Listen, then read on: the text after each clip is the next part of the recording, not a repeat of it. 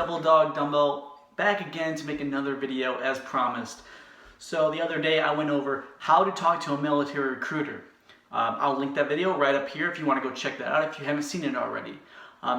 In that video I also talked briefly about MEPS and the ASVAB. In this video I'm going to dive much more into detail about the ASVAB, what it is, how you can prepare, and why you need to prepare for it. Alright, so let's get started. Got my little note card here so we can stay on topic today. So what exactly is the ASVAB? What does it stand for? It is the Armed Services Vocational Aptitude Battery. Now what this test does is it helps your recruiter pick a job for you, or a number of jobs for you, to see what you qualify for and what you don't. So if you score the bare minimum score, let's say you score a 31, but you want to be military intelligence, that's going to require a much higher score than the bare minimum score just to get into that branch. So you need to keep that in mind, and that's why this test is extremely important for you. So now that we know roughly what the test is, why it's important, since it helps determine your MOS, let's go over what exactly it is comprised of. So it's going to be comprised of some math knowledge. Now it's extremely basic. However, if you've been out of school for a couple of years, if you're a little bit older, I would definitely suggest brushing up on those basic math principles that you learned while you were in high school a few years ago.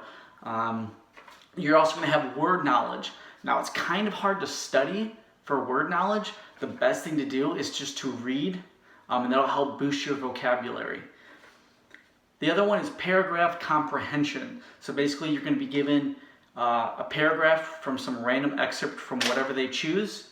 You're going to read it, and it's going to have you decipher whatever the most important part of that paragraph is, or try to briefly explain what it is that you just read. Now it's going to be multiple choice, so it's not like you're going to be writing an essay or anything crazy like that. So pretty simple. Just read whatever it says and pick the best answer. The last main section of the ASVAB is arithmetic reasoning. Much like the math section, of course, except it's more reading. So you have to read a basic storyline, and you have to decipher what it is asking in that question for arithmetic. Those are the four main sections that are going to comprise the majority of your ASVAB scores. Now there's multiple scores that they're going to look at. We're not going to get too much into detail about those. You just need to be worried about these are the four sections that you really need to focus on: math knowledge, word knowledge, paragraph comprehension, and arithmetic reasoning. The other sections are going to be mechanical comprehension, science, and there's a section where you have to match different shapes together. It sounds really weird. It's not as weird as when you see it. But that's all the sections, but you just really need to focus on those four because that's going to help determine your MOS. So now that we know what the ASVAB is, what it's comprised of, why it's important, I'm going to give you a couple of little tricks and tips to help you. First one, pretty easy to understand. That's to eat well before you take this test. A lot of times it's going to be in the morning or early afternoon. So eat a good breakfast. Do not grab a Pop-Tart and rush out the door. Actually make yourself a nice breakfast, a good amount of carbs, get your brain working and ready for the day. That ties in with getting a good night's rest before the ASVAB. You don't want to go on with an hour or two of sleep, not eat well, show up and do poorly. This is literally your future that you're talking about here. Another mistake that a lot of people do make is they rush through it because each section is timed. At least in the older paper versions. Now it's still a time test online as well, but when I took it, it wasn't timed per section per se. It was just an overall time of like 2.5 hours you had to complete the test. Now, although there's only 2.5 hours to take the test, there will be certain sections that will have a clock on it.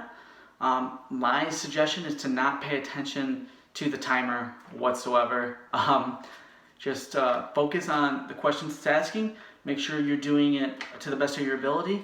Do it promptly, but that doesn't mean quickly and rushing through it. Take your time. Don't worry about the clock. Don't worry about the timer. You will have plenty of time to knock this test out of the park. All right, so there are definitely ways that you can prepare for this test without even having to spend any money. There are so many online tools that have free ASVAB tests available to you. I highly suggest taking a few of the practice ASVABs before you even walk into a recruiter's office. Now, once you do go to a recruiting office, they're going to have you take a practice version as well before they send you to take the real deal. So if you don't think you're up to par yet, don't worry, you'll get there. But like I said, before you go to a recruiter, I highly suggest taking it on your own, no pressure whatsoever, in the comfort of your own home. There's multiple websites, quick Google search, free ASVAB test. You will have a plethora of results to go through. Pick which one and just start knocking that out.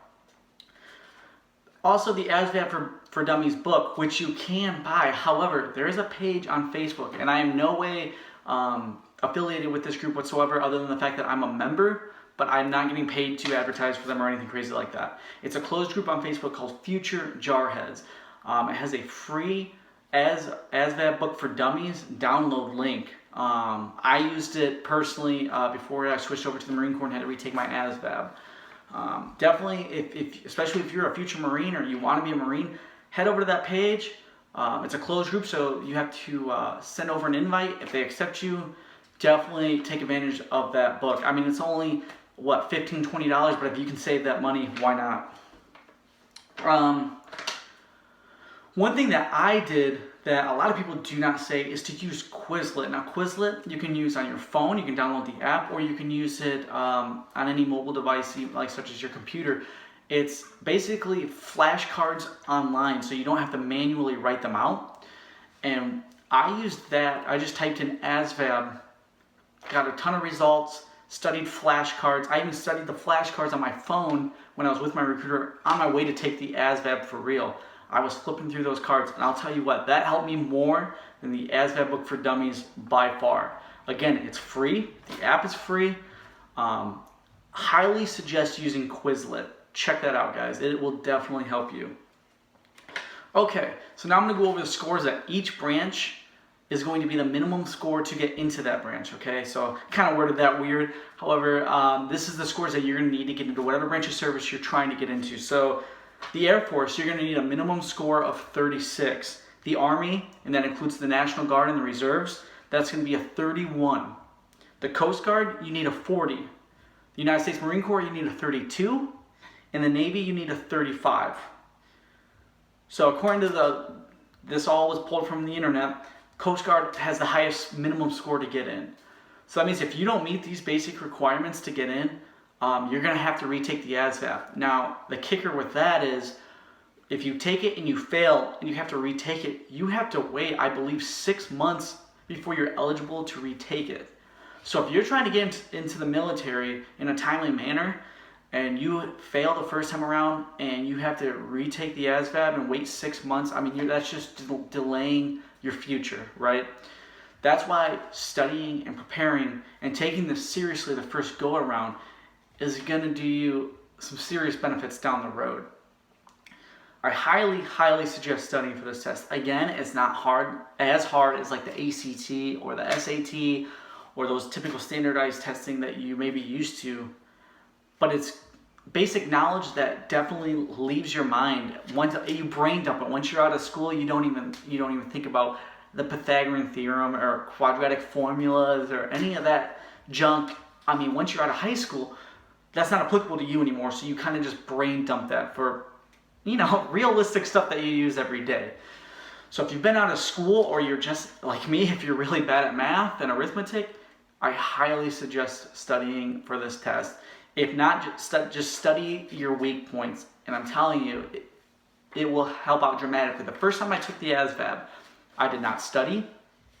I didn't take it extremely seriously, and I scored about, I want to say, a 50, around a 50, okay?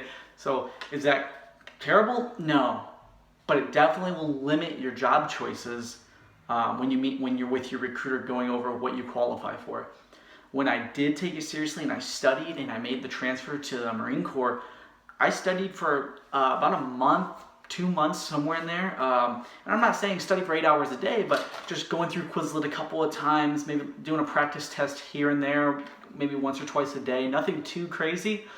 And I believe I scored an 82. So I went from a 50 to an 82 just by sparing, having a few spare moments of my time dedicated to studying.